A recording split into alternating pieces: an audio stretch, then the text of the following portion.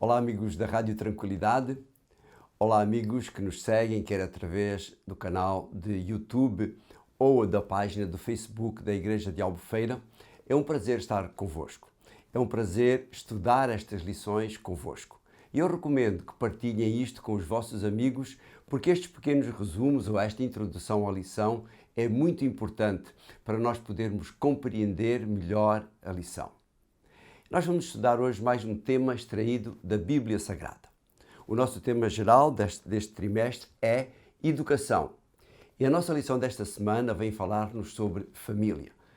Nós, na semana anterior, falávamos que há diversos componentes na educação dos nossos filhos, da nossa própria educação, e a semana passada falávamos da educação no Jardim do Éden.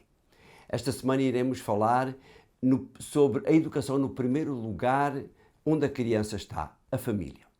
Por isso mesmo Salomão chama a atenção de cada jovem, dizendo no capítulo 1 e no versículo 8 do livro de Provérbios: Meu filho, ouve as advertências de teu pai, não desprezes os ensinamentos da tua mãe. Os psicólogos behavioristas afirmam que ao nascer nós somos como uma tábua rasa ou um quadro negro onde nada está escrito.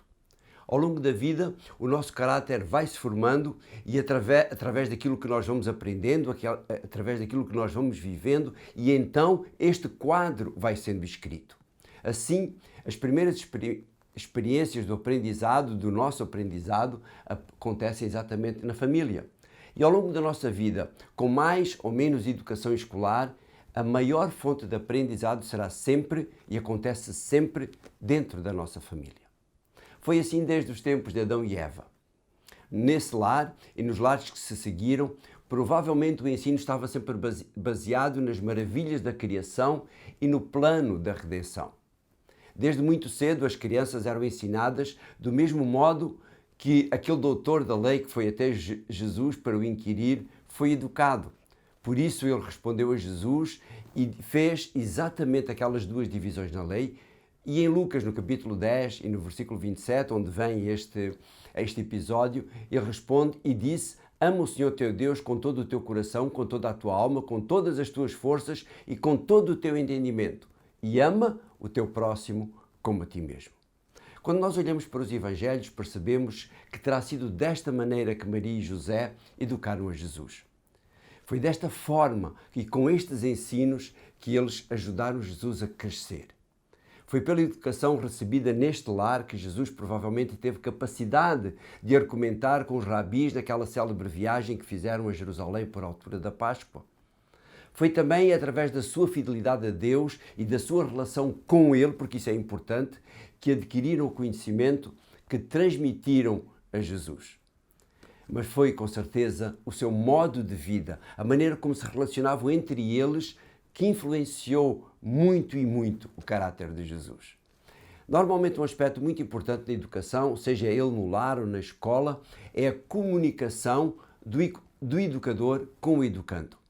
Qualquer tipo de relação com outras pessoas é feita através da comunicação, seja ela verbal, seja ela escrita, seja ela até mesmo não verbal. Todas elas vão influenciar tremendamente a relação que se estabelece entre as duas pessoas. Ela pode criar ou não uma relação de confiança. E esta relação de confiança é muito importante entre o educando e o educador. Salomão é eloquente quando diz, em Provérbios, no capítulo 10, nos versículos 31 e 32, dos lábios do justo saem palavras de sabedoria, mas a língua dos maldosos será arrancada. O homem justo sabe falar com bondade, mas da boca dos maus só saem falsidades. Às vezes pensamos que isso é só nas relações profissionais, mas é muito, muito importante dentro do lar. Toda a comunicação interfere na relação, seja ela verbal, como eu dizia há pouco, ou até a não verbal. Quando falamos de educação, estamos a falar na formação do caráter. Assim, não nos podemos esquecer que os pais são o primeiro exemplo para os filhos. Com certeza já vimos um vídeo disponível nas redes sociais onde uma criança repete todos os gestos de um adulto, provavelmente o seu pai. Jogar o lixo para o chão, bater com o telefone quando este não funciona, insultar tremendamente no trânsito imitando a sua mãe, fumar, beber como os pais. Mas ainda há um outro vídeo que me impressiona mais. Um aluno imputando a culpa da sua má nota ao professor. Onde será que ele viu isto? Onde será que ele ouviu isto? Será que foi de um lar onde se estimula a educação? Provavelmente não. Será que foi num lar onde se valoriza o papel do professor? Provavelmente não. Rui Barbosa, um dos primeiros presidentes do Brasil, disse: o lar é a célula máter da sociedade. E é verdade, é aqui que o caráter da criança é formado. A nossa lição diz algo muito semelhante a isto. Diz: a família é o berçário da igreja, da escola e da sociedade. Quando nós falamos de educação no lar, estamos a falar de educação dada pelo pai e pela mãe. Se a responsabilidade de prover os meios financeiros para o lar ou de o gerir é de ambos, a responsabilidade pela educação dos filhos é de ambos também. Reparem que eu disse prover e ou gerir. Isto aponta para aquelas famílias em que só um trabalha e o outro fica em casa gerindo os recursos. A responsabilidade continua a ser sempre mútua.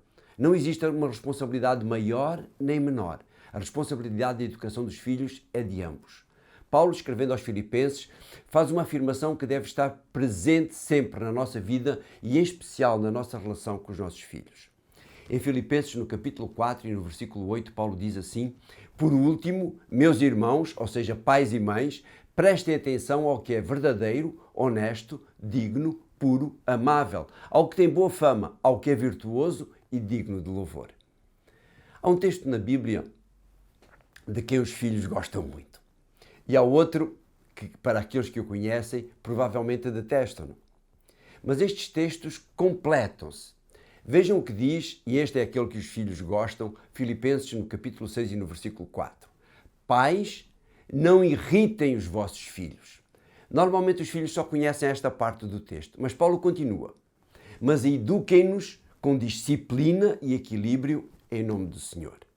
O outro texto está em Deuteronômio no capítulo 6 e no versículo 7 e diz-nos assim: ensina-os continuamente aos teus filhos e repete-os tanto ao deitar como ao levantar, quer estejas em casa, quer vás de viagem. Sim, os bons ensinos nunca são demais. Nunca é demais repetir os bons ensinos.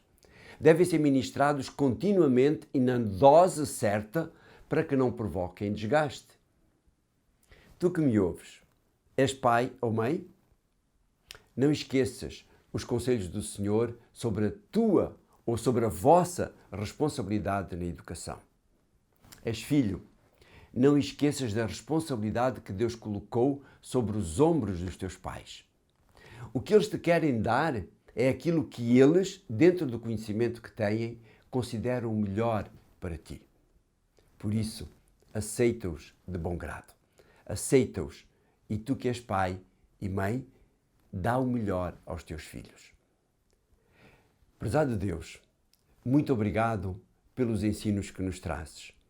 Muito obrigado porque nos escolhestes como pais para prover educação para os nossos filhos. Muito obrigado também porque eventualmente somos até educadores. Ajuda-nos, dá-nos a sabedoria que só vem de ti como grande educador de que nós falávamos a semana passada. E nós, se recebemos educação, ajuda-nos a estar com os ouvidos, com os olhos abertos, atentos para receber essa educação. Em nome de Jesus, pedimos estas coisas. Amém. A semana que vem vamos encontrar-nos aqui novamente e vamos olhar para a lição número 2, que tem como título: esta semana falámos sobre a família e a semana que vem vamos falar sobre a lei como professor. É sem dúvida nenhuma um tema desafiante.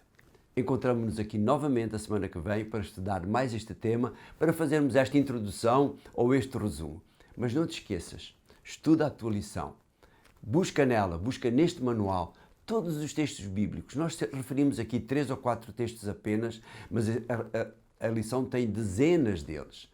Leia-os, medita sobre eles e de certeza absoluta que a tua vida será transformada por estes ensinos.